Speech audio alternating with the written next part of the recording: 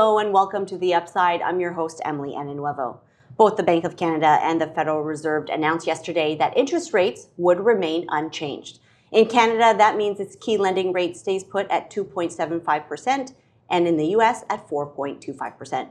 This is the fifth straight time the US has held its rate, and in Canada, the BOC says the decision to hold came with a clear consensus. So as we come to the midway point of the year with rates steady, inflation sticky, and tariff uncertainty still an issue, what does this all mean for the average investor, their investments, and their wallets? Joining me today to discuss the impact of these rate decisions and more is portfolio manager David Tulk. David, welcome. Thank you for having me. Thanks for being here. I know it's a busy time. So let's get straight into it. Sure. Like I said off the top, BOC, Federal Reserve, came out with the rate announcements on the same day, and they decided to hold rates. Now, what are your initial thoughts? And was this an opportune time for them to possibly make a move and do something significant? Yeah, I think their decision to not move may not be the most exciting thing that we've ever seen, but that's not to say there's not a lot going on under the surface. So I think both central banks are facing a pretty clear tension right now because, as you mentioned, inflation is still sticky. So that tends to focus their minds on keeping rates elevated to make sure that inflation doesn't get out of control. But at the same time, the tariff uncertainty and some risks to maybe slowing economic growth and a rising unemployment rate do open the risk that at some point they're probably going to have to ease policy. But when you have these two things that are pulling in opposite directions, I think the path of least resistance is to just stay put, sit on your hands, and just try to get a little bit more clarity on a lot of these sources of uncertainty that really do cloud the outlook today. And typically, central banks will cut interest rates if they see that the economy is weakening. Now, both parties saying that they're not seeing that despite the tariff issues. But Governor Macklem did say that the BOC came to a clear consensus. On the U.S. side, there are a few reps that voted against it. So where do we stand there? Yeah, that's a really interesting dynamic. So it is a committee on both sides of the border. There tends to be more formal voting results that are released within the United States. And as we know, there has been an overlay of politicization of the Federal Reserve. We have the president who is advocating for lower interest rates and doing so very vocally. And that, I think, has raised some scope for members of the committee who might be trying to negotiate for a job interview for the next role of the Fed chair, which is next year. So that is something that might be motivating some individuals. But I think it really does speak to an underlying sense of uncertainty right now, because two well-trained economists can look at the same set of economic data, understand the same risks that face the outlook, and can come to very different conclusions. And that really, I guess, encapsulates how hard it is to be a central banker with all of the stuff that's going on right now. Now, you were a former economist with the Bank of Canada. Let's dig into that a bit, because I'm interested to know what considerations are put into place when thinking about cutting rates, holding rates, raising rates. What goes into that whole process, David? So inflation is job number one for a central banker. It's probably really job number one, job number two, and job number three, because it is really, really important. So one thing that monetary policy generally is really good at is helping to keep inflation low and stable. So that is the policy instrument. It's a really important dynamic that, as we've seen, in recent years through the pandemic, that when inflation does get out of control, it is a real hit to the standard of living of every Canadian. And central banks take that responsibility very seriously. So keeping an eye on inflation really is what they're trying to do and how they're trying to set policy. But a lot of other things can influence inflation. So they need to be very conscious of what's happening to the rest of the economy. So the unemployment rate, economic growth, all of these other factors will influence inflation. Now, the challenge that I think central banks face is that when they change interest rates, say today, it only really impacts inflation in a year's time to a year and a half.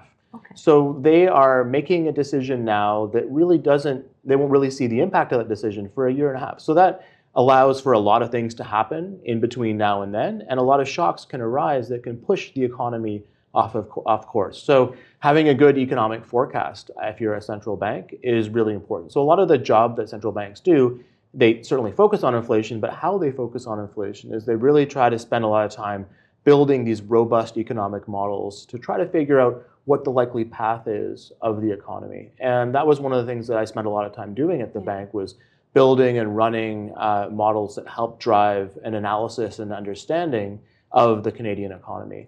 Now, I think a related challenge to that, and this is something that the Bank of Canada has done, is that there is just so much uncertainty right now that they've given up trying to have one economic forecast.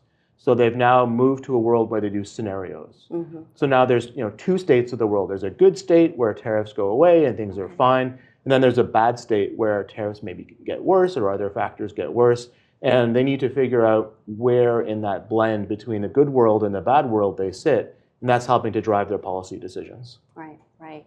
So now that we've passed the midway point of the year and these rate announcements have passed, I think there are just a couple more from both central banks. I feel like we're in this moment of time where we're still waiting with bated breath of a tipping point in the markets where something may happen, like you mentioned, maybe a shock in the unemployment numbers or inflation as well. Where is that tipping point? When could it actually happen? And what are your views on that? Right.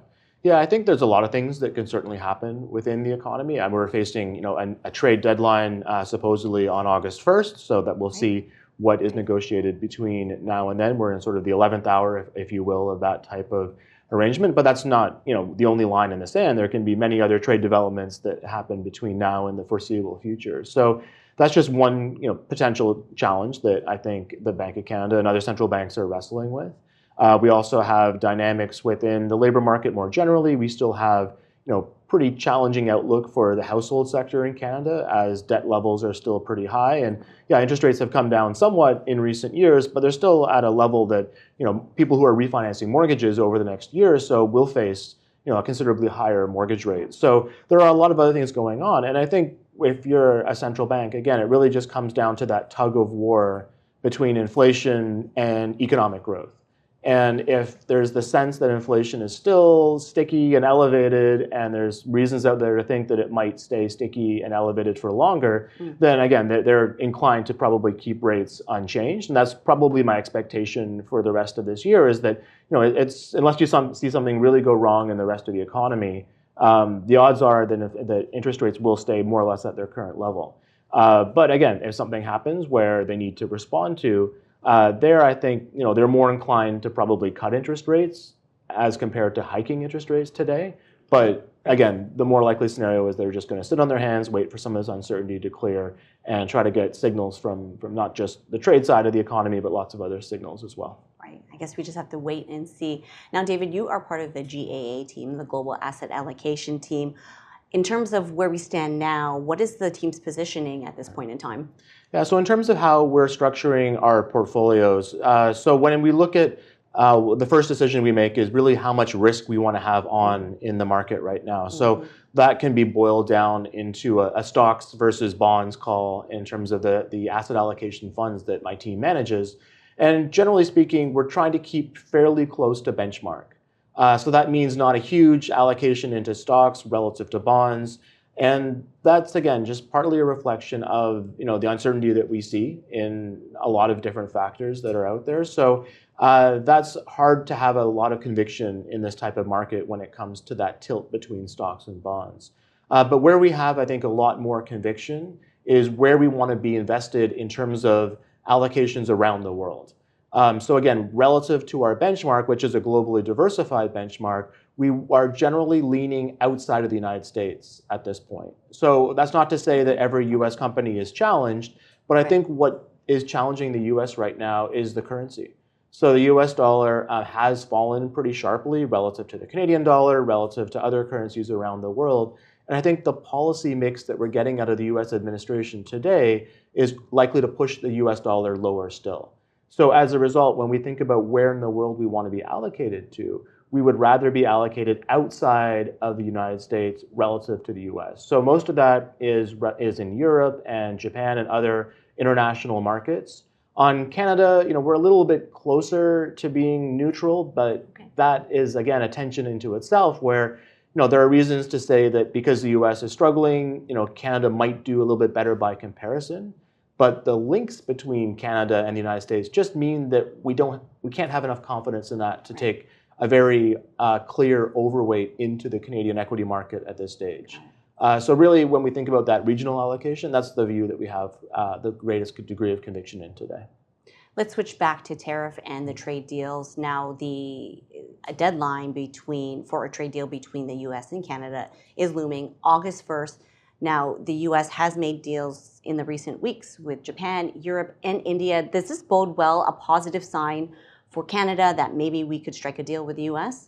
It certainly seems that the U.S. is in a deal-making frame of mind, if you will.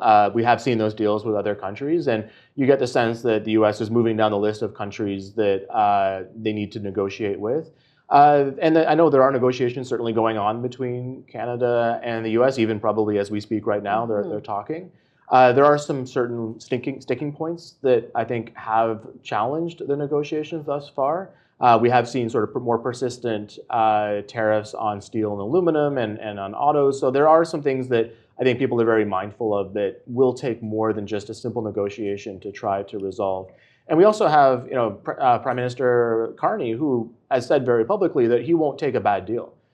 So Canada does have some cards to play in this relationship as well. So I think that negotiation, is taking place, and I almost want to think that the longer it takes to come to terms, that might actually be a good thing, because that would suggest that Canada's not necessarily backing down in the face of pressure. And some that have done a very critical analysis of the trade agreement with Europe have concluded that Europe did cave on some issues, and this was a deal that was very much benefiting the U.S. at the expense of Europe. So I don't think we want to fall into that same trap or feel pressured to make a deal over the short term. So the right deal will take the time it takes. And if it's August 1st, that's great. But if it takes longer, then that's just the reality that we're living in. Now, David, I know that we can't look into a crystal ball and look into the future, but Bank of Canada, Federal Reserve, a few more announcements on their belt towards the end of the year. What do you think their next move may be? Yeah, I think the path of least resistance is probably just keeping rates unchanged. Again, it's that tug of war between all these different factors. We have seen more economic resilience than we might have expected before, which is unambiguously a really good thing for Canada. But there are still pockets of weakness that we need to be mindful of, and shocks that could occur. So, as I mentioned, I think the next move is more likely to be a cut relative to a hike. But I do think that the timing of around that is probably later than what many in the market think today. And as investors move on throughout the year, a lot of uncertainty, a lot of negative headlines. How can they parse through that and basically protect their investments going forward? What can they do? Yeah, no, that's a great question and a really important topic to discuss. So I think the first thing is that investors need a plan. So there's a lot of uncertainty. There's a lot of things that are happening. Headlines can be overwhelming if you're sort of observing the financial media frequently. It can feel really just entirely over the top. So having a plan, working with a financial advisor, I think is something that is really good, because that will anchor your goals. So you're not just focused on the next headline or the next week or the next month. You'll have an objective that really fits the horizon over which you want to invest. And that naturally allows you to make better decisions, I think, because you're not trying to recoup losses from a prior decision, or you're not trying to chase a theme or a trend. You're really, again, focused on the horizon that makes sense for you as an individual. I think a related theme also, and this is really befitting the type of world that we're living in right now, it pays to be diversified. So again, nobody has a crystal ball. Nobody has a lot of sense on how a lot of these things will unfold. So if you can have asset allocation into different markets, different types of asset classes that do different things for you, that some provide you defense against weaker markets, some part of your portfolio can be more aggressively tilted towards economic or market optimism, but having a bit of both, I think that allows you to just weather a lot of the shocks and the volatility that we've seen thus far this year and are likely to see for the balance of the year and into next year as well. Excellent. David, thank you so much, as always, being here, providing your insights. Really appreciate your time today. It's entirely my pleasure. Thank you. And thank you for watching The Upside. You can find more investor content on fidelity.ca under the investor education section. You can also sign up for the Upside newsletter, where you can get more information on upcoming webcasts. Thanks so much for watching, and hope you'll join us again on the next Upside.